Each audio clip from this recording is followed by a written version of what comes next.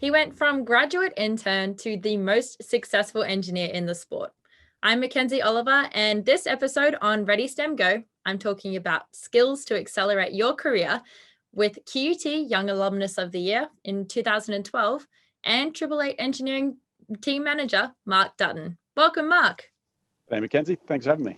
No problems. Thanks for joining us. So, Mark, you're now celebrating 20 years of being in the industry. You joined the racing industry in 2001 after graduating QUT with a mechanical engineering degree and entered the fast-paced career of race engineer with Briggs Motorsport, which became Triple Eight Engineering in 2003. In 2007, you started working with Jamie Whincup and helping him win a record number of 7 Supercar Series championships and becoming Australian racing royalty. Since taking the reins as team manager 6 years ago, you've secured another 3 drivers and 4 team supercar championship victories for Triple Eight Race Engineering. It is no wonder that we've celebrated you as QUT Young Alumnus of the Year for your contributions to the local and national and international community. What a bio. So supercars, they're based on those like on-road going cars. Most of these are custom made. Can you tell us maybe something that's epic, inspiring, or crazy STEM related with the racing industry? Yeah, sure can. It's actually an internal one that some of our colleagues have done here. Cool. So we've been working hard trying to promote motorsport and STEM in general to girls. So we actually run sort of workshop days here at the factory where we get girls. I think they age from 8 to 18, and we run them through different programs. Bit of an introduction to motorsport. So we get a little go-kart and we make them do pit stops, not obviously full-scale ones on the big race cars, but a miniature version. They've got to do teamwork, give them maths and physics questions and little things to work together. So the one that sort of caught me the most was good and bad. At the end of the day, we asked the girls what they really enjoyed about the day or what they learnt, sort of thing. And one that I was a bit sort of taken aback by was one of the younger ones said, "Wow, I didn't know until today that girls can do this." And you sort of take for granted that everyone should know that obviously girls and guys can do equally the same amount of things. So it was one of the things that only motivated us to push harder to get the sort of message out there. But yeah, that girls can do anything. It's really exciting seeing them come in. We've had them not only do those days, but we've had girls here for work experience. We've got female, race engineer. We've had female mechanics. So we pushed pretty hard on the female front, but also on the proviso that it's not a quota thing. You've got to be able to cut it. So all the girls that work here are all here on merit, that they can do the job just as good as anyone else. 100%. And that message, you said there was an age bracket of 8 to 18. That'd be so fundamental for anyone who's maybe towards the end of high school, questioning what they want to do, or just when you start growing up, you should be able to know that doesn't matter what gender you are, can do whatever. Exactly. No, I think that's inspiring too. Diving in, let's start talking about some of the skills in the industry. What do you think that upcoming race engineers are going to need in their toolbox of skills? Yeah, the biggest one is work ethic. It's funny when you give different talks to schools or kids from any age, and I sound like a broken record and their parents when you say you just have to work hard. It's working hard. We're a very time-based and time-critical industry. The race meetings are on at a certain time. If you're not ready, you can't push them back. You have to turn up, and to get to the race, all except for international races, the cars will travel there in a truck and a transporter. So there's a certain amount of time that the truck has to leave. So that you can't tell the driver to drive faster to get to the track, sort of thing. So it really teaches engineers their time management skills, and the working to get it done, and realizing that sometimes you have to choose priorities. You've got to work hard. You've got to work within a team. You've got to also have all the technical backing as well. But pretty much you hope if you're coming out of uni, you've got that bit covered. It's all the other bits, the working as a team, the time management, the self-motivation to get the job done when it's not all as glamorous as it looks on TV, that's for sure. Yeah, and definitely a few different things to unpack there. Yeah, like with the time management and being team motivated and self-driven and things. Definitely a few things that people can pick up on, maybe future race engineers. Yeah. You've been part of the motor industry for quite some time now. What are some things that you've seen change? A few things. There's definitely been a push towards being greener. For example, we quite a few years ago as a category changed from normal unleaded petrol to E85, so 85% ethanol. So and the visuals it changed on track. You used to see pretty much that black smoke pouring out the exhaust when I first started, whereas now they burn so clean and it's a much better environment to work in, let alone to race and promote. Obviously, all the hybrids coming through in other categories, and also, as we touched on before, a really big push to get women into the sport. There's a bit of a push to get them driving, and that's obviously always the glamorous one and the one that's spoken about. But the big one is getting the big numbers into teams, because while it's great to try and have a female driver, we're a team of 50 odd people and we've got 2 drivers. So it's much better to try and say, hey, why don't we have 10, 20 girls working for the team instead of just one driver? So there's a big push with us, but also throughout the whole sport, and really with your sponsors as well. It's a really important thing to sponsors to have females working in the team. So it's funny. I'm not always politically correct when I have little chats and things like that, and I make sure that everyone in the crowd knows, particularly the girls. Right now, you're in the box seat for opportunities. If you can do the job, then there's nothing holding you back. Right now, we can't find them. We can't find enough girls of the level you want prepared to go into motorsport and commit the hours. They're starting to come through. Female engineer we got, we imported from Germany, so it was we weren't going to take no as an answer. So when we couldn't find one to fit the bill locally, and this was a few years ago, albeit, we looked overseas. We were that sort of driven to make sure we were getting some females in the team. Yeah, 100%. And so you've seen that kind of change. Do you see that continuing to progress in the future of the industry as well? Yeah, definitely. And as I said before, the thing I really like is the fact that you have to cut it.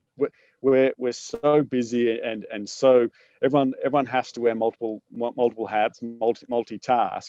There's no making up numbers, and that's actually speaking to different girls in industry, as in engineering industry and STEM. Some would actually sort of push back, saying they work in, whether it was whatever industry, but in an engineering sense, where there were quotas of how many girls had to be put in it, and that sort of, it's in some instances downgraded their perceived value, because when anything's just done on a quota, inevitably you get some cream of the crop and you get some just to make up the numbers. So it was really interesting speaking to girls in the industry that they were sort of pushing back against that and saying, no, we want everyone to be making it on merit, and that's something we push for. And I mean, other side on technical things, definitely the renewables, just different styles of racing as well is really interesting. Trying to see what the shape of entertainment, because we're sport, we're entertainment as well as being technical, what that looks like, and how to get the youngsters into it. Yeah, definitely, like a few different tracks of what you have to think about for the future of the industry there. Yeah, lots going on. Obviously, working as a race engineer would be very, very full on, let alone the team race engineer. So it must be very stressful at times, and all the deadlines that you were speaking of and being really time conscious. for keeping that team on track. What are some of those strategies for that work-life balance? How do you fit it all in? Yeah, it's a tough one. I probably don't have the best work-life balance, to be honest. And that's part of the reality of it is if you want to, reach certain levels, you have to make some sacrifices. Yeah, there's not 8 hours in a day to get your job done. It'd be great if we all worked 8 hours a day or less, but that's not the reality. And that's not just in motorsport. That's in any industry where you're striving to get into to begin with, then find your feet and progress. You do have to put the hard yards in, and the work-life balance does suffer sometimes. Particularly, for example, with us when we interview a new engineer and we say, okay, you want to work for us. 2/3, if not more, of the interview I spend trying to scare them away. To say, here's our racing calendar. When you see all these race meetings, if your best friend's having a wedding, you're not going to it. So you do have to make some sacrifices. But the flip side is you do get to do some really cool things as well. From an engineering perspective, and not all motorsport teams are the same, but Triple Eight, we go from concept, design, manufacture in-house, supply to other teams, race on the track. So you see the full life cycle of components and systems. So as an engineer, that's pretty rewarding. You get to look at try and keep up to date with latest technology as well, which as well is pretty cool. And you throw in some travel and a bit of competition. So for you have to be well prepared to be critiqued and reviewed, because on average every 3 weeks we've got a couple of million people watching, and they decide if you've done a good job or not. You might have been working really hard and thinking you're doing a great job, but someone else has done a better job and you're not at the top of the timesheets, or you're not standing on the top step at the end of the race, and everyone says you haven't done good enough. So it's not for everyone, but it's one of those things that it does push you for self-improvement, for never resting on your laurels, for trying to constantly improve. And that, while it's not great for work-life balance, it's one of those things that does extend into your rest of your life, that you try and be good at whatever you do, and try and maximize all your time, even if that's catching up with friends or family sort of thing. You get pretty good at filling all your spare time in and making the most of every minute. Definitely. And it would be, like you said, it's such a interesting spot to be in, where your team is performing at its best. But if you're in such a space of direct competition, what your best is, it would be so challenging sometimes to be viewed against other people. But obviously that's the nature of the sport.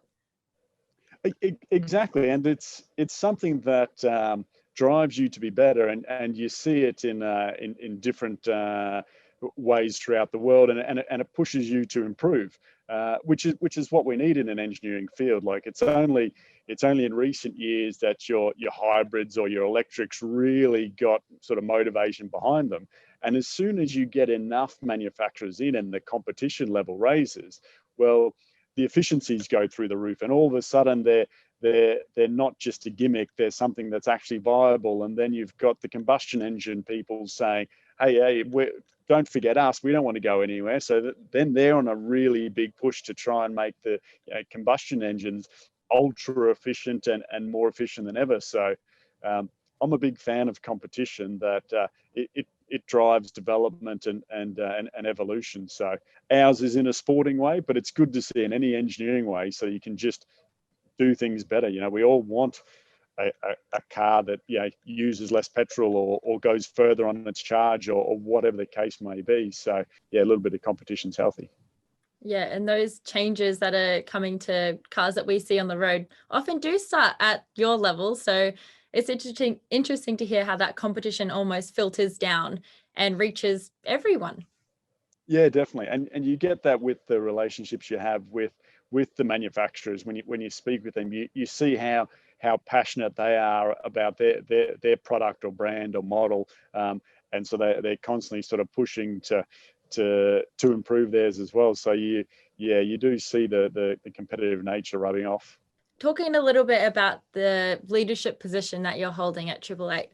So yeah, your sport, the success is measured in fractions of a second.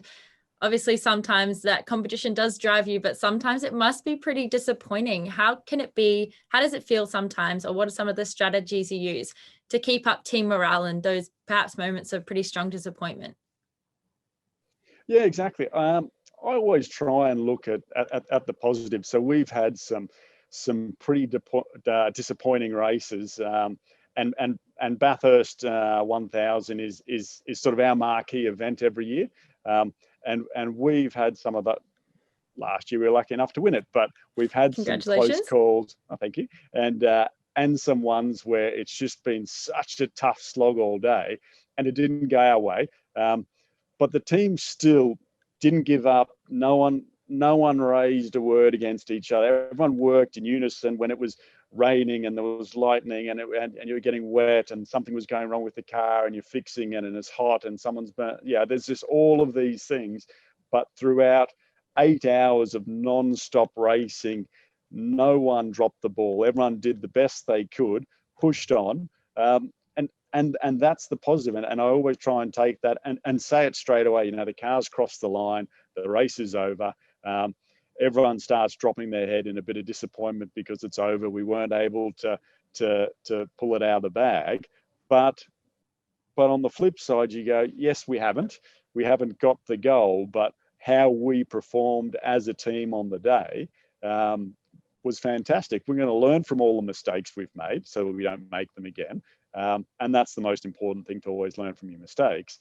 But yeah, really focusing on how the team worked well together and constantly driving to improve that so that everyone is a tight-knit team. You know, you live in each other's pockets sort of thing. So yeah, we're pretty lucky that everyone gets along so well, and the culture in the team so good. So that's what that pulls you through the hard times, is that you've got all your teammates around you, working together, and yeah, you win together, and unfortunately you lose together.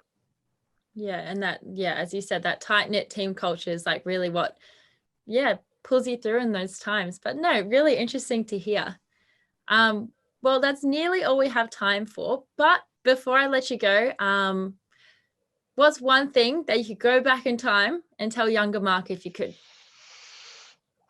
It's a tough one, actually. I think what I'd tell younger Mark to do is a lot of the things I've learned along the way in the motorsport, which is the dedication, the attention to detail, and just the full commitment. Start that at a younger age for the kids in school and even universities. What I'd tell them and what I'd tell younger Mark is develop good study habits right now.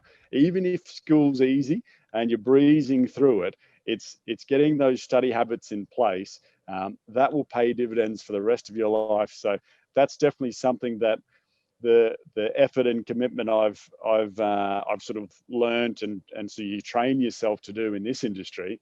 I would have loved to have started that in life a little bit earlier. It's not saying that I would have ended up somewhere different or want to, but it definitely, life's about opportunities and having some choices. So I believe if I had started that earlier, then I'd be better at what I do.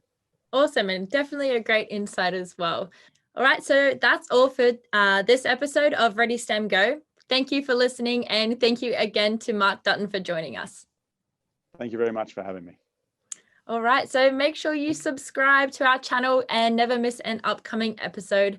Plus, please join our Facebook group, QUT STEM is for me, and to keep up to date with all our events and resources that you can access.